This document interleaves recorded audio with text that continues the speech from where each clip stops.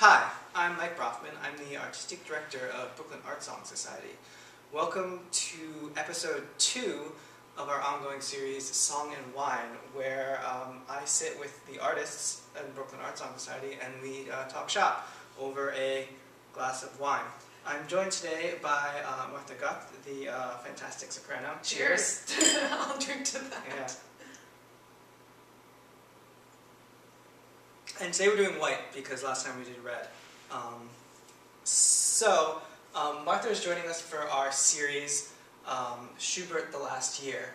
This is going to be the final concert. It's coming up December 16th. It's a Sunday at 5 p.m. at Tenry Cultural Institute, right by Union Square. This last concert features the rest of the songs that we have yet to do in the series, the individual songs. And then I will be playing the final sonata in B-flat major, D960. So I think today we're going to talk a little bit about Schubert and these songs. I think these last songs are really, really special, so I'm really excited to talk about them.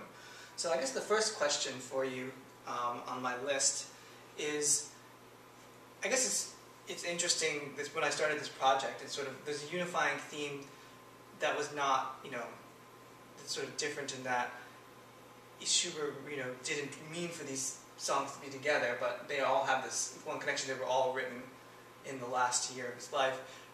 And I feel like lots of composers died very, very young. Mozart, Bizet, Mendelssohn, Berg, they all, But I think Schubert was the only one who knew he was dying. Mozart ate some bad pork, and Mendelssohn just kind of killed over because he was stressed out. And so their deaths were, their music wasn't really reflected that fact. But Schubert knew for a long time that he probably was acutely aware this is his last year when he wrote this. So my question is, do you find anything in these songs that unifies them besides just that they were written within a 365-day period? Yeah, of course. I think there's... Well, I think like you said, Schubert had contracted syphilis, he was ill, he probably died from typhoid. I think that's been universally agreed upon. But he also was very ill for a long period of time. He stayed in Vienna for most of his last couple of years, except for a trip to Graz. And that's where I think 3 of the songs that we are going to actually perform were dedicated to the family where he stayed. And I think he found that place a very soothing, a very calming place to be. I think especially when he was reflecting on his last years. And these are on his last months, maybe even. Yeah. These songs, I think, are generally, except with the exception of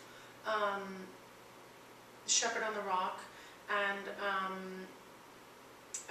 one other one that we're doing, I think it's the Heimliches Liebe, are generally, they're very deep in tone, they're very reflective, self-reflective, they're very full of, I would say, a profound melancholy, which is not always sad, Yeah. but at least has this kind of pulse that sort of goes through it, that is always talking about looking back on life, looking at who he was as a person, and perhaps the shortness of what was to come. And of course he chose those texts, I'm assuming, very specifically because that was the way he felt. It doesn't mean they're autobiographical by any stretch, but I think they do conjure a feeling about it. Yeah, I was listening to the songs last night, and there's a certain repose to a lot of them, especially I noticed in Winter Bend, the winter night. There's this feeling, and it's interesting how, and I think this is reflected in, actually tomorrow we're doing Winterreise, and the songs that are explicitly about death are not sort of angst-ridden and angry. They're actually very sweet and sort of somber and melancholy. They're filled with this sort of the idea of rest and calmness. Even as early as Death in the Maiden, that song is not about death as a sort of aggressive angry force, but it's like the calming thing. It's soothing. It's like it rests and so perhaps acceptance. Yeah, Yes, and there's yeah. there's an acceptance. So that is very interesting. That Schubert sort of plays into that. And I think you're right that these songs play very much into that sort of calm, reflective side of him. That it maybe, and you know, there's plenty of angsty Schubert. You know, Yeah. there's the A minor sonata, and there's I just played in a Schwanege song. There's Doppelganger. Yeah. There's plenty of that, but there's also this other side that's you know, Du bist die Ruhe, extremely calm and sort of placid. And it has to do, I think it is related to death and acceptance of death very directly. I think so too. I would say that the strongest connection that I find in all of these songs are between two of them, and that would be Auf dem Strom, which is the first one that's going to be performed in the evening, and then Der Winterabend, and that's, I guess, the fifth piece, right before Shepherd on the Rock. And I think that these two pieces really deal very specifically with death. I mean, the text of Auf dem Strom is just, it's very clear. Yeah. He's on a boat, there's the water that runs through the piano the entire time with these triplet figures. Exactly. And he is always unable to reach the shore, meaning to reach where he would like to go. He's being pulled out to sea. And in the same thing, you have this idea of death in Der Winterabend, because although that is actually a happier ending, because he's remembering his lost wife, not Schubert but the poet, and it's this idea of self-reflection and just that there's just sort of calm that comes over. Yeah. Yeah. And even I think all the songs in some way or another reflect on a sort of dichotomy between past and future. Yeah. In different ways. Even Shepherd on the Rock, you know, has the ending of it is like spring is coming, and this anticipation of spring. And I think all the songs, even the Heimlichliebe, is about sort of longing for something. And I think it's particularly poignant to long for something in the future when you know you don't have one. You know what I mean? You know, speaking of this sort of like duality of that, the Das Weinen I find really interesting. I just recorded a CD of Schubert songs, and I did a couple of the lullabies. And what I found extremely interesting is that in many of the texts that he's chosen there, it's specifically a mother speaking to a child. There is this idea of the circle of life and the sort of where the baby is born and then where it will end up in the end, obviously in the grave. Yeah. And in Das Weinen, which is, I think, a man reflecting on his childhood, it's the same cycle that repeats itself again. And it's very beautiful, and it's and yet I guess perhaps it's supposedly a depiction of that the way that a mother or a parent might feel when they have their first child. It's such a beautiful moment, but it really is also your first vision that you are perhaps going to pass on to the next generation, and that you won't be there at a certain point. No, there's definitely, I think it's an interesting, because Schubert died young, he was probably more acutely aware of the sense of cycle in that. Well, and his mother died at 15, when he was 15, Yeah, so he was very aware, and so he, you know, if someone who lives old, their childhood is this past, distant thing that's far away that you almost forget. I mean, physically you're unrecognizable from when you were a child. Sure. But he, you know, he was 31, and he, when I'm 21, I probably won't look that much different when I'm 31, just physically, you know. And so there's a certain, you have something that's supposed to happen when you're old happening when you're young, and you have old and young stuff happening simultaneously. It's something that I think, because I think art song in general tends to be about, you know, dualities, because you have the text and the music, and that's like the fundamental duality of art song. So there's always some sort of what's sort of in the front and what's in the back, and you know, the music conveying one thing and the text conveying another, and how they interrelate. So I think that's another. Or the music, the music conveying subtext. Yeah, exactly. So that's, you know, I think that's very relevant with absolutely, with these songs. Well, so speaking of these songs, I guess the next question on my list is, if you had to pick one of these songs as your desert island song, which would it be, and why? It's hard because these are like the 6 greatest songs ever written by anyone, let alone Schubert's greatest songs. It might be Winterabend, and not because I think it is exceptionally beautiful, but I think that there is so much there that if it came to a desert island situation, that there, I think the layers would reveal themselves all the time.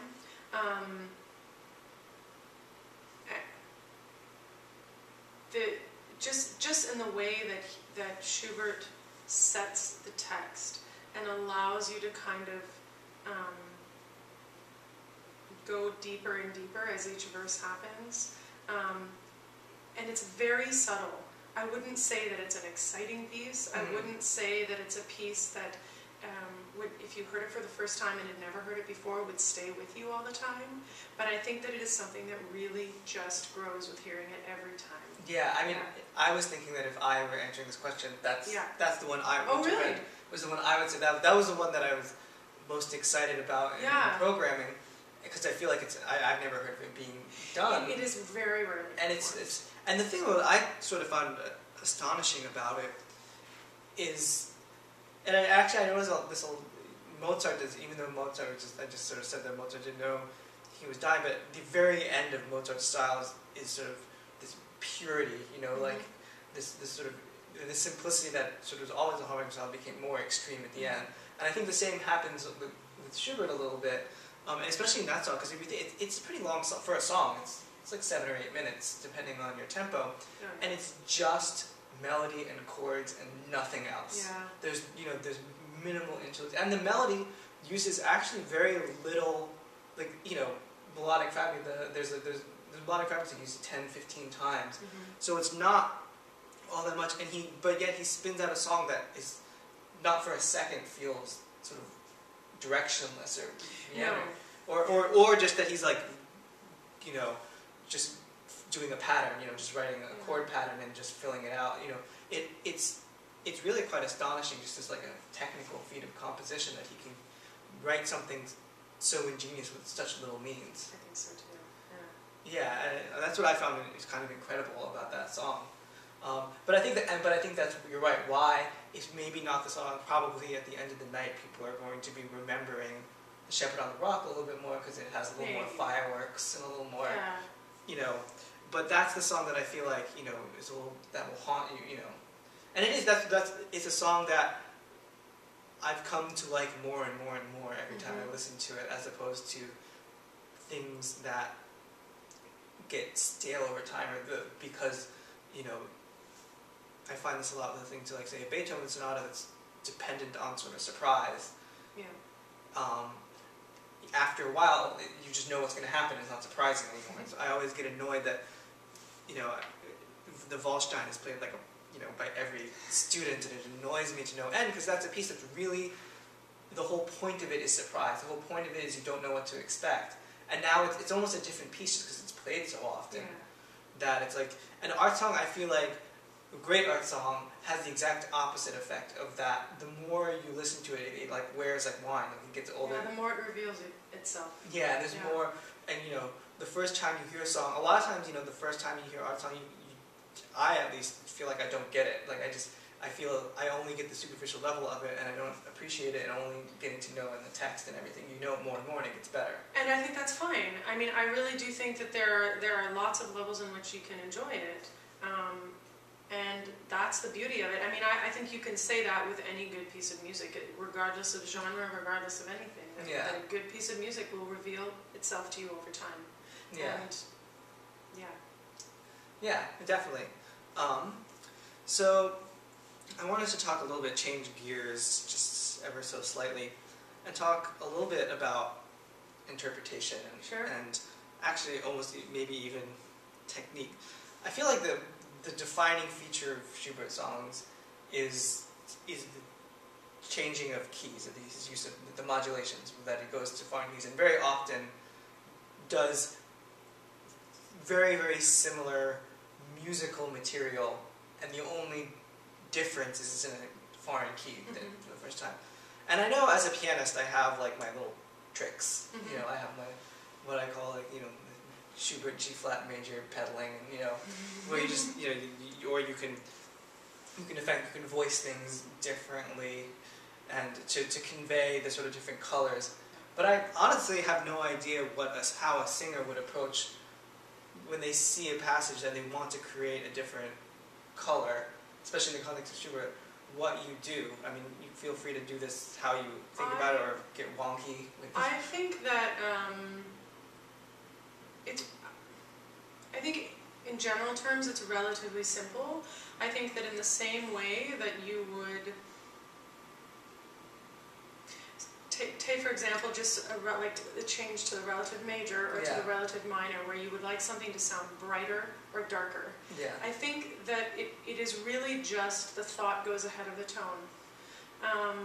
And I imagine that it's similar with piano playing, although there are technical tricks that you can employ where you know, for example, what vowel needs to be colored in what way, on what pitch. So you can get very specific in that way if you would like to.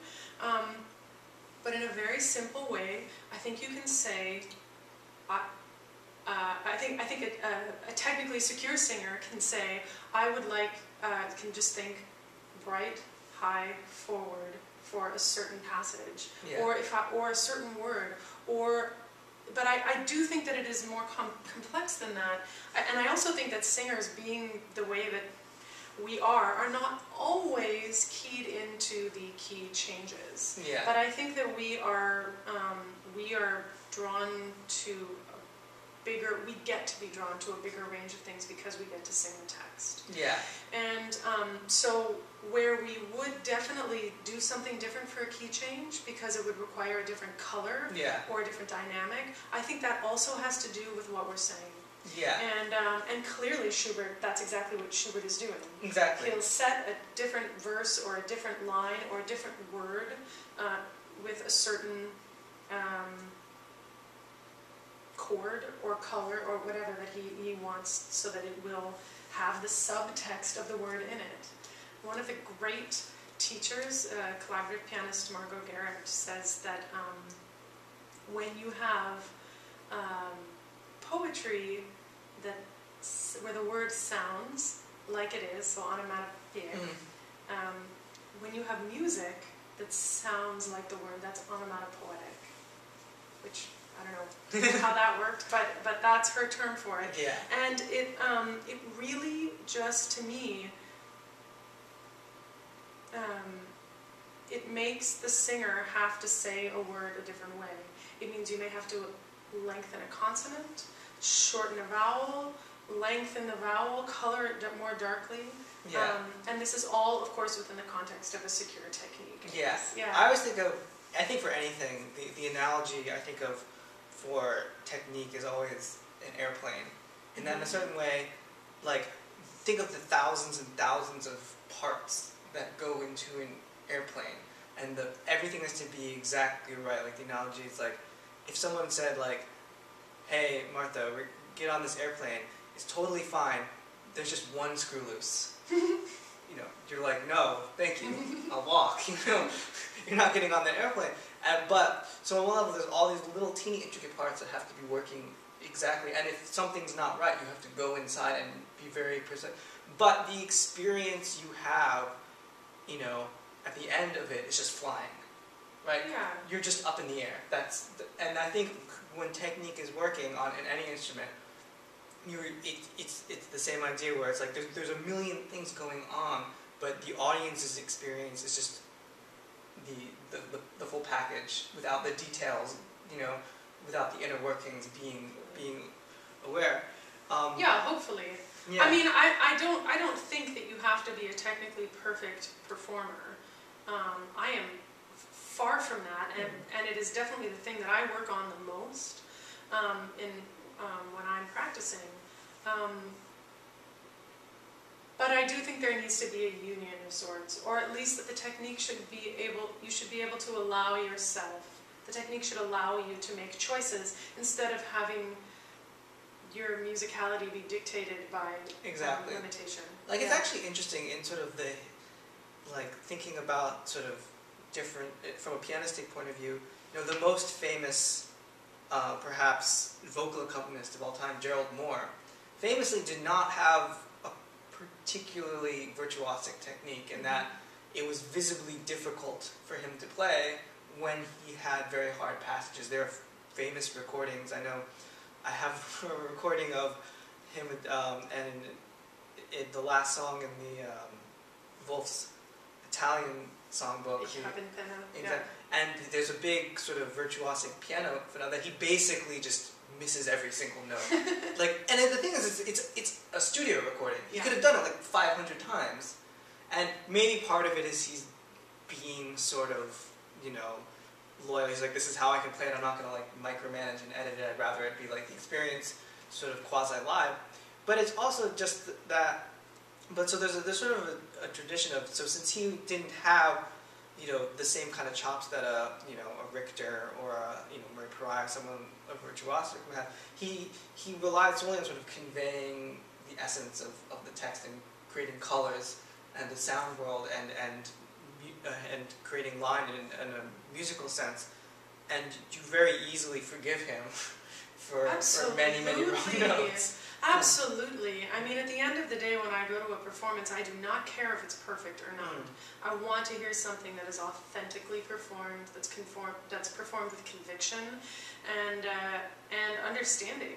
Yeah, and I think that's what I love about art song, is that there is a certain de-emphasis on, because of the way a lot of, you know, the style of the music, there's a big de-emphasis on virtuosity. It's not about, you know, you can go and sing. It's a different kind of. I think it's a different kind of virtuosity, because it's. I think that you can. There are lots and lots of singers that can sing a very florid piece, or everything's very loud. Yeah. You know, runs of like Rossini or Bellini or any of the bel canto performers, composers. It's a different kind. It just requires something different. It requires stillness. I think it requires being absolutely open on stage. Yeah. You have nothing to hide behind. Yeah. And ultimately, I think, especially with Schubert, I was always very intimidated performing Schubert, and I never actually I never felt comfortable until I was given the permission, I would say, by another great collaborator, to basically do what I wanted. Because I always felt like Schubert had to be in a box. It had to be perfect, the notes had to be exactly right, and that's true, they do, everything needs to be right. But at the same time, you know, the tempo doesn't need to be so rigid. Yeah. You know, you can make it your own.